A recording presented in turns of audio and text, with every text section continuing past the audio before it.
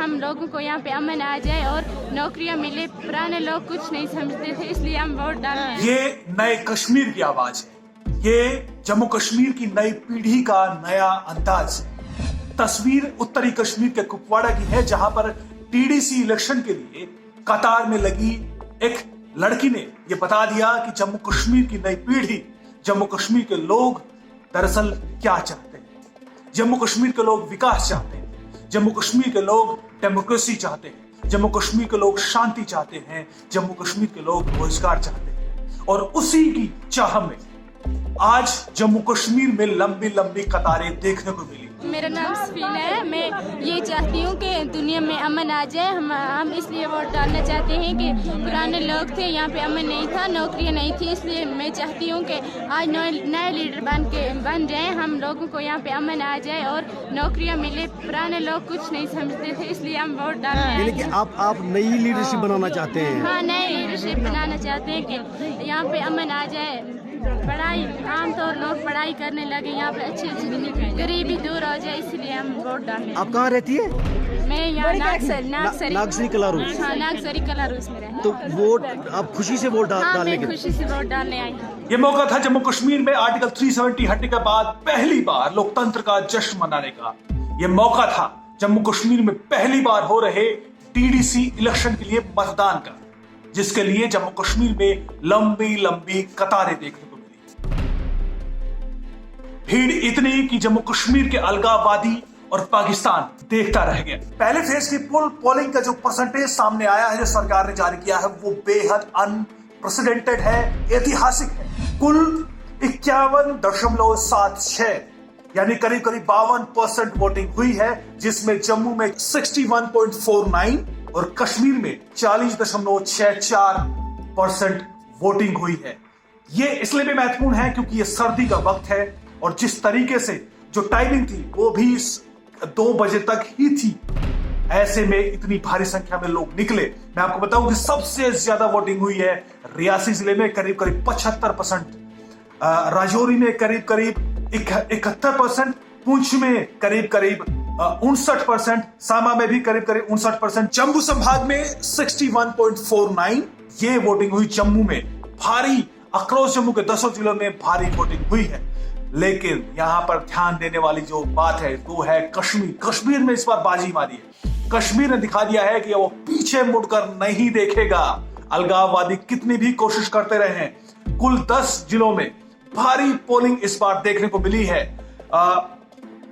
कुपवाड़ा में 50.74, बांदीपुरा में 43.57, बड़गांव में 56.96, शोपियां आतंकवाद प्रभावित क्षेत्र 42.58, कुलगाम में another affected area, terrorist affected area 34.35, Anantnag में 43.32, श्रीनगर के सोरा इलाके में जहां पर हमेशा बाइकआउट होता था, आप स्लोगन सुनते होंगे एंटी इंडिया, वो वहां की दुकानों पर रग लगे हुए, वहां पर इस बार उन्होंने कमाल किया। वहां पर लंबी कतारें लगी थी। श्रीनगर में 33.76%, गांधरबल में 48.62, पुलवामा में सबसे कम वोट हुई है। ये भी एक आतंकवाद प्रभावित जिला है, अकेला जिला पूरे जम्मू कश्मीर में जहां पर काफी कम वोटिंग हुई है, 6.70। बारामूला में 32.51। तमाम जिलों ने, पुलवामा छोड़कर तमाम जिलों में बाजी मारी है। लोग हैरान थे, इस बार सरकारी अमला हैरान था। शोपियां में, कुलगाम में, जो श्रीनगर के इलाकों में, अनंतनाग में, ऐसे गांवों में जहां पर इक्का दुक्का वोट हुआ करती थी, लंबी कतारें लगी थी।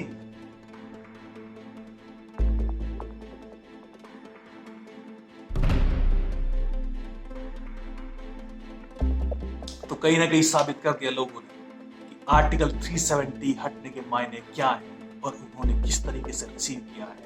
लोग अब आगे बढ़ना चाहते हैं, ये वोटिंग करके लोगों ने बता दिया। ऐसा नहीं है कि जो अलगाववादी है उन्होंने इस बार बॉयकॉट की घोषणा नहीं की थी। गिलानी ने बाकायदा लेटर जारी किया था, धमकियां दी थी, बायकॉट करने को कहा था।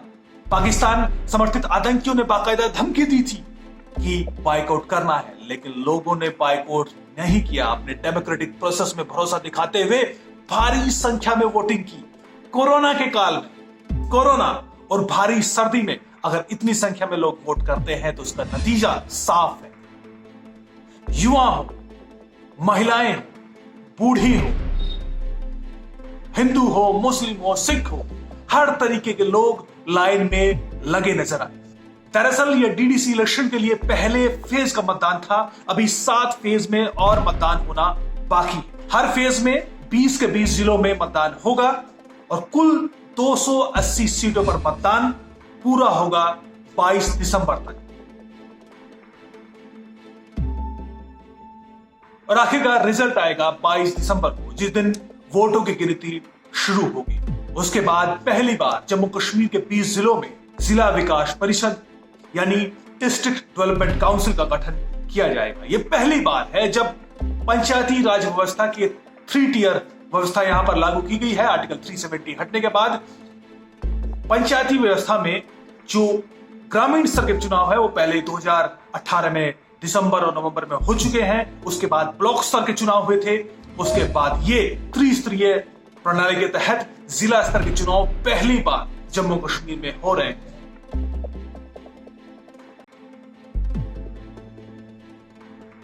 पहली बार हो रहे डीडीसी इलेक्शन में उत्साह इतना ज्यादा था लोगों का कि आर्टिकल 370 हटने के बाद विरोध कर रही पार्टियां, नेशनल कॉन्फ्रेंस और पीडीपी समेत जितनी भी पार्टियां हैं, उन्होंने एक गुपकार अलायंस का गठन किया। वो भी खुद को चुनाव लड़ने से नहीं रोक पाए। अगर वो डीडीसी चुनाव से खुद को अलग रखते तो निश्चित तौर पर वो राजनीतिक तौर पर हाशिए पे हो जाते।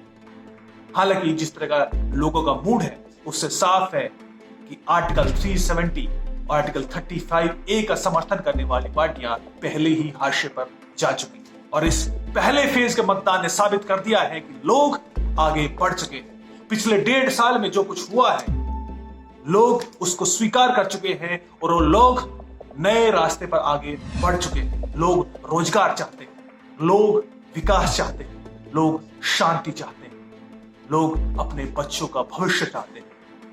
यह अपने आप में बड़ा चमत्कार ही है कि पूरे प्रदेश के 20 जिलों में एक साथ मतदान हुआ पहले फेज का, लेकिन कहीं से भी ना मामूली गड़बड़ी की खबर आई, ना मामूली हिंसा की खबर आई।